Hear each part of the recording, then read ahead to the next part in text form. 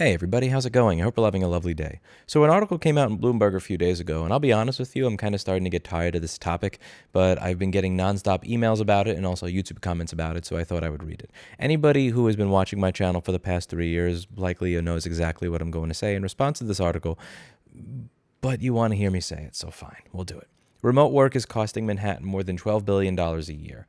It says New York is bustling with office workers again, at least on Tuesdays, Wednesdays, and Thursdays. It's a different mood on Fridays and Mondays, when subway cars empty out, Sweetgreed salad lines thin, and come happy hour, there are plenty of seats at the bar.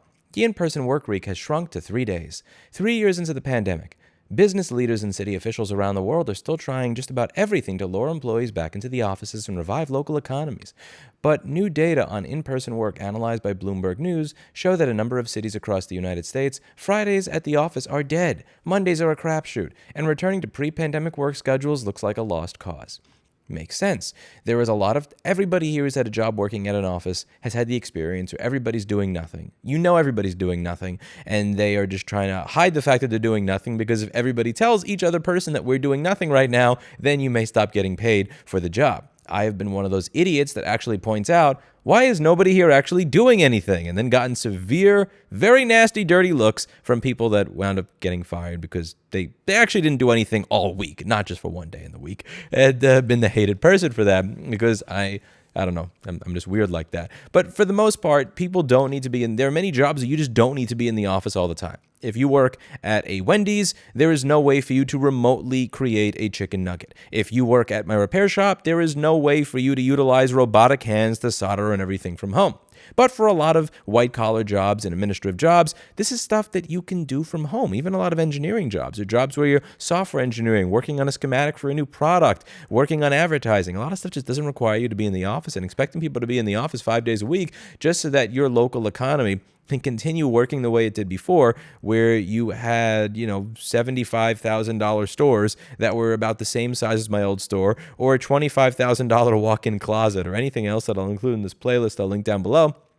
Doesn't make sense. You're trying to pump a bubble back to where it was. That bubble needed to pop for over a decade. It is finally popping, and you are not putting any air back into that bubble. This was all ridiculous. A store that's about 2,000 square feet being $75,000 a month is ridiculous. A place that looks like a walk-in closet being $25,000 a month is ridiculous. None of this made any effing sense, and it was just waiting for something to come along and pop it. This is not about things going back to the way they were before, because the way things were before made no sense. And you have so many people saying, look, all these businesses won't be able to survive. Lower your rent. Lower the asking price. You lower your rent. That means the property value of your building goes down. That means that the city or the state might be collecting a little bit less in tax revenue, which means they'll have to spend less. You'll have to figure out a way to get by spending less than $100 billion a year. Cry me a river. Nowhere is the economic cost of remote work more pronounced when it comes to spending than in the world's leading financial center, New York. Manhattan workers are spending at least $12.4 billion less a year due to about 30% fewer days in the office, according to Bloomberg News analysis using exclusive data from Stanford University economist Nicholas Bloom's Working From Home Research Group. That figure was calculated by multiplying the annual inflation-adjusted cost and spending per worker by U.S. Census Bureau's estimated 2.7 million commuters and residents who worked in Manhattan in 2019. That means the average worker is spending $4,661 less per year on meals, shopping, and entertainment near their offices in New York, which is great. They can put that into their 401k. They can put that into their savings. They can use it and spend it in their local communities rather than spending it all in Manhattan, so that money can go to landlords charging $75,000 a month for a garage. This compares to $30,040 in San Francisco and $2,387 in Chicago. These behaviors are the most entrenched in cities with longer commutes, a higher proportion of white-collar workforces, and longer-lasting pandemic restrictions. And I think this one is a ding, ding, ding, ding, ding. I think we figured out which one is the one that matters the most here. The places that decided to destroy their local economies the most 3 years ago are the places that are most suffering now. Imagine that. You destroy your local economy and the freedoms of its individuals, and people decide that they want to spend less time there. They adapt. They figure out a new way to live their lives, which doesn't include giving you money. That's okay. Losing $12.4 billion a year translates into missed sales for restaurants, retailers, and other businesses that drive New York's economic engine. Office vacancies pose a multi-billion-dollar crisis for America's biggest office real estate market. The transit system's finances are in freefall. Chief executives like Goldman Sachs Group, Inc.'s David Solomon, and JP Morgan Chase Company's Jamie Dimon are growing impatient with workers. And the fiscal threat to tax revenue verges on the existential. What is the value of a city when workers don't need to be there anymore? Not that much. Not that much. Or maybe, just maybe, it'll be the value of every other city in the United States where it doesn't cost $75,000 a month for 2,200 square feet of real estate. Maybe, just maybe, you can't treat people like shit anymore. And maybe that's a good thing. Every time I read one of these articles, New York City just seems to present itself like that girl in high school that treated everybody like garbage, but was good looking so she got away with it, who just turned 60 and is wondering, why can't I get away with it anymore? Why don't I get attention anymore? Because nobody liked you to begin with. They were nice to you for one reason, and you're not hot anymore. So people are not willing to get treated like shit. Imagine that. If less income tax is being paid in New York City, said Comptroller Brad Lander, then it's hard to figure out how to capture enough value to maintain the subways and invest in the schools and keep the city safe and clean and all the things that really matter. I'm sure you can figure it out with less than $100 billion. I'm confident that in some way, shape, or form, if you went through that entire budget, you could figure out how to cut just a little bit of spending off of that $100 billion and still manage to have a train system and garbage pickup. How New York City fares is instructive for other financial centers around the world. Only 6% of Londoners previously able to work from home said their employers expect them to be in the office 5 days a week, according to a report from the mayor's office. And last year, about 14% of jobs posted in all of Tokyo's 23 wards were mostly remote, compared with 3% in 2019, according to job site Indeed. When a city's commuting base disappears, sales and transit revenue fall, the commercial property tax base shrinks, and labor income shrinks for people who provide goods and services to those workers, Stephen Davis, senior fellow at Hoover Institution, a conservative think tank, said in a recent panel. Across the U.S., spending has grown from 2019, according to MasterCard Spending Pulse, which measures in-store and online retail sales across all forms of payment. But disparities between the days of the week are evident in New York. Overall, U.S. spending in October 2022 rose by an average of 23% on Fridays, compared with 20% in the greater New York area and just 11% in Manhattan. The numbers don't account for inflation. So in other words, in every other area of the United States, spending is going up, but in Manhattan, it's going up at a much slower pace because there are less people choosing to spend money there. Because again, maybe people have decided that they do not want to run businesses out of places that cost $12,000 for a space that is the size of a closet anymore. And maybe people don't want to pay premium pricing to purchase goods and services from these businesses when they can buy goods and services from their local neighborhood businesses that are able to offer lower prices and not rip them off as a result of not getting ripped off by their landlord, city, and state government, and so on and so forth. Less spending by workers in the central areas means a lot less sales and tax revenue, said Jose Maria Barrero, a professor at Mexico's Institute of Technology and researcher with the Working From Home group who calculated the figures for Bloomberg. If you have fewer commuters, that means less revenue. Doesn't take a professor and researcher to tell you that.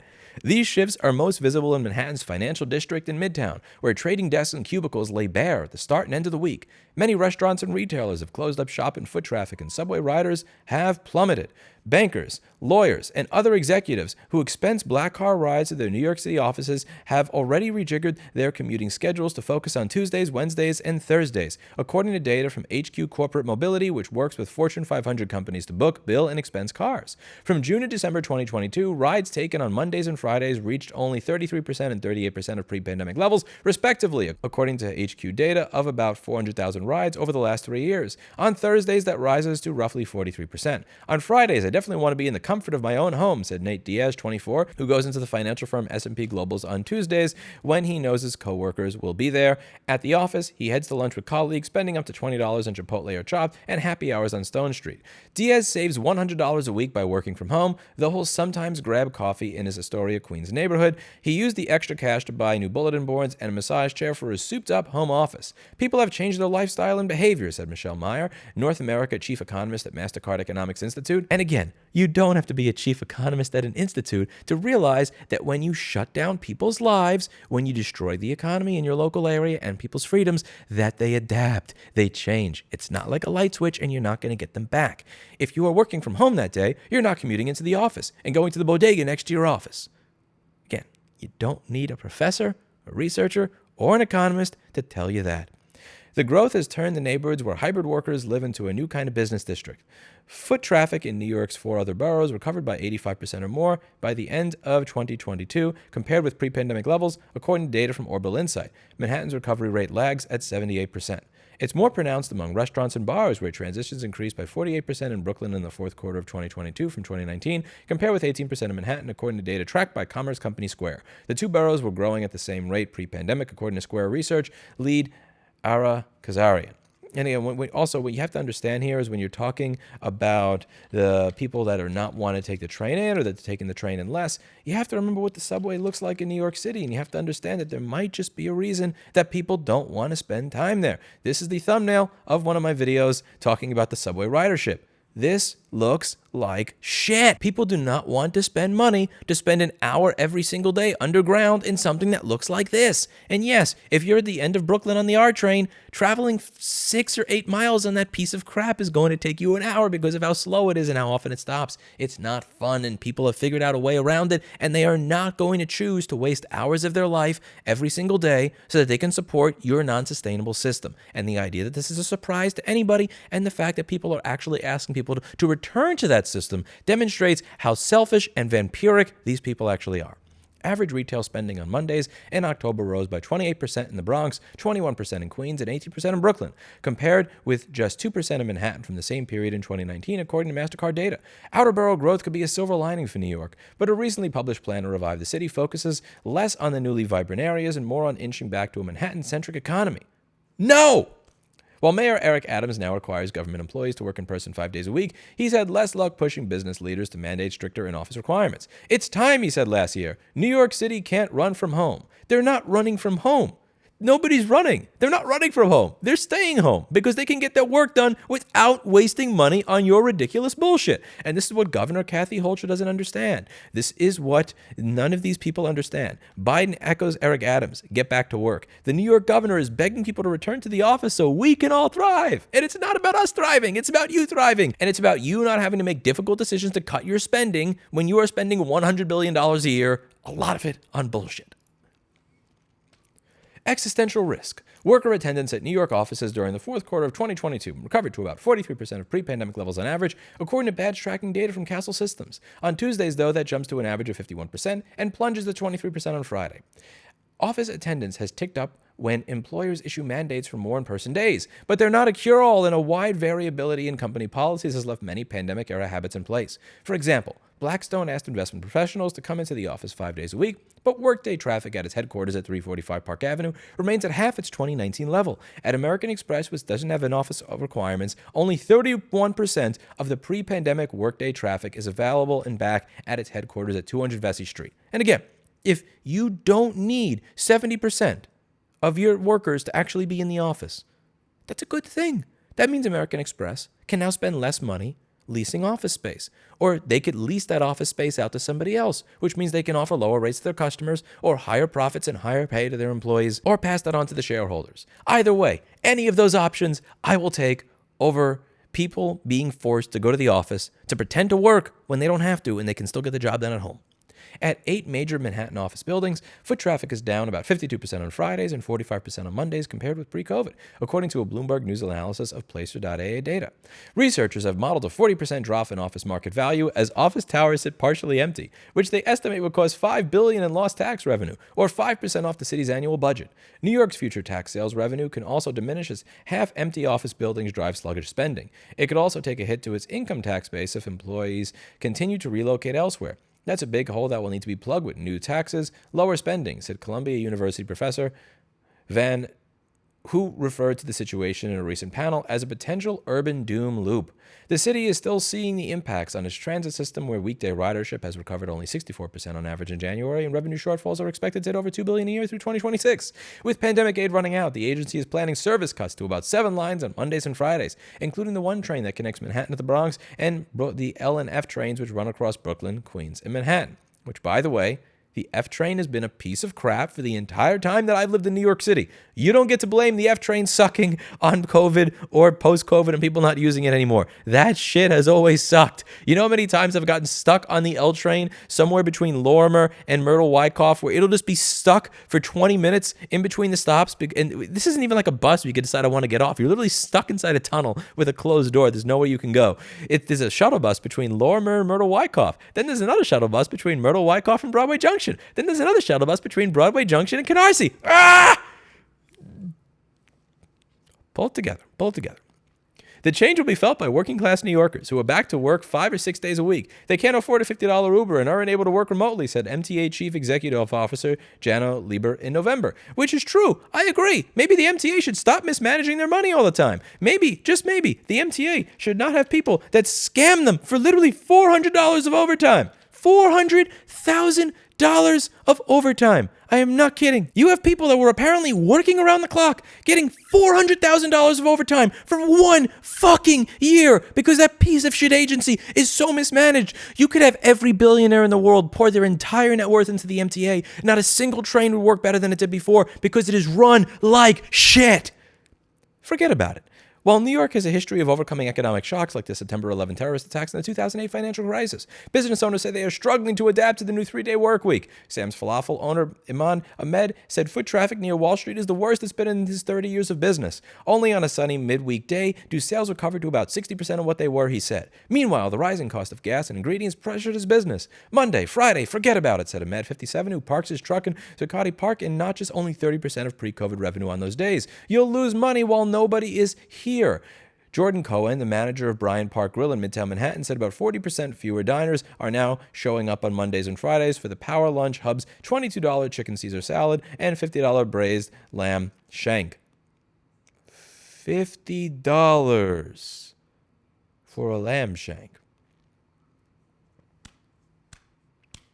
To make up for the lost business, the restaurant has leaned on corporate events, and the slow weeknights has clawed back around 90% of its pre-pandemic revenue. But even those events get dinged by the hybrid work week. At parties where employees invite 300 attendees, only about half will show up, Cohen said. And Sweetgreen, a salad chain ubiquitous with New York City's Felice V. Set, said the start and end of the week used to be its strongest sales days, but Mondays and Fridays are definitely not the same, said Sweetgreen co-founder and CEO Jonathan Neiman on a November earnings call. On a Monday in October at a Bryant Park Sweetgreen known for lines stretching around the block on busy days, office workers in button-down shirts and high heels breezed in and out with $15 salads in hand. That was surprisingly easy, a woman leaving the salad counter said to her companion. Yeah, it doesn't feel like a madhouse in here, which is weird, he replied.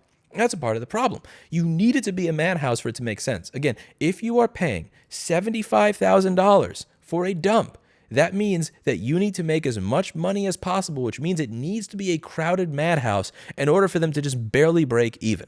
And that is a part of the problem. This was never sustainable. It was always going to pop at some point. And we should celebrate the fact that it's changing and becoming more normal rather than trying to return back to the old insane system.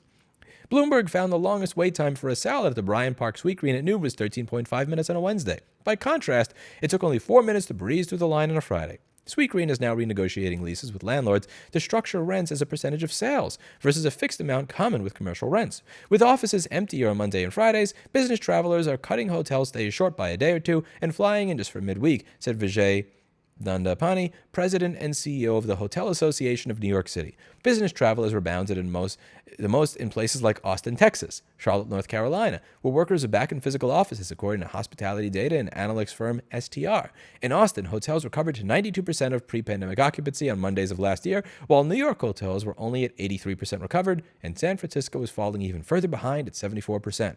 Resistance to coming into the office at the end of the week runs so deep that when a large financial company rented out a Fitzpatrick Hotel Group bar in Midtown Manhattan on a Friday evening, only about a third of the 130 invited employees showed up, said John Fitzpatrick, who owns the company's 2 New York City hotels. Yes, because getting free liquor is oftentimes not worth it if it means that you have to see your boss and your coworkers.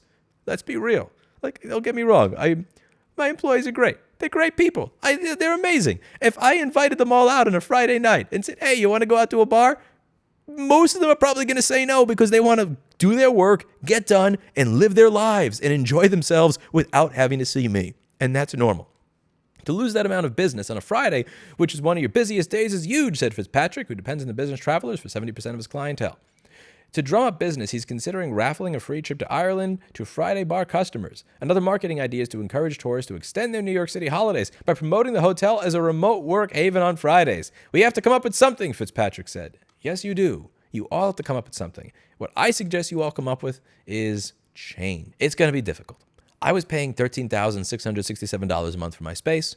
I realized that this did not make sense anymore, so I made a change. I left. It was difficult. It was painful, and it is going to take me several months to recover back to where I was before, because we have to, again, if you have people moving, they're not spending time fixing while they're doing that, you wind up getting a little backlogged, there's administrative aggravation, and then there's just making up the money that it costs to actually move across the country. It was a risk. It was a change. Change is scary. Sometimes change is necessary. Sometimes you do have to take serious changes. You cannot just rely on the fact that things will go back to the way they were before. Because frankly, again, as I've said many, many, many times, the way things were before is MTA employees getting $400,000 in overtime for 1 year because it's managed like shit. New York City having a $100 billion budget, and all of these neighborhoods being completely empty because you have landlords that are asking $75,000 a month for what, my opinion, complete and utter shitholes. And again, like $75,000 for 2,000 square feet. We shouldn't be going back to that. That doesn't make any sense. It never made any sense. And it just, as I said, the analogy from before, the high school football quarterback is finally realizing that when he's old and his limbs are beat up and broken and he's not good looking anymore, that nobody cares about him. When he was big and popular in high school because he was the best at what he did, he could get away with treating people like shit. Now, nobody cares. Nobody cares. You can't go back. You can't go back. Maybe instead of just this dream of going back to the way things were before, you can just start treating people nicer. Or you can have a sustainable budget and city agencies that are not completely corrupt and run amok so that they don't need $100 billion to stay afloat. But what do I know? That's it for today. And as always, I hope you learned something. I'll see you all in the next video. Bye now.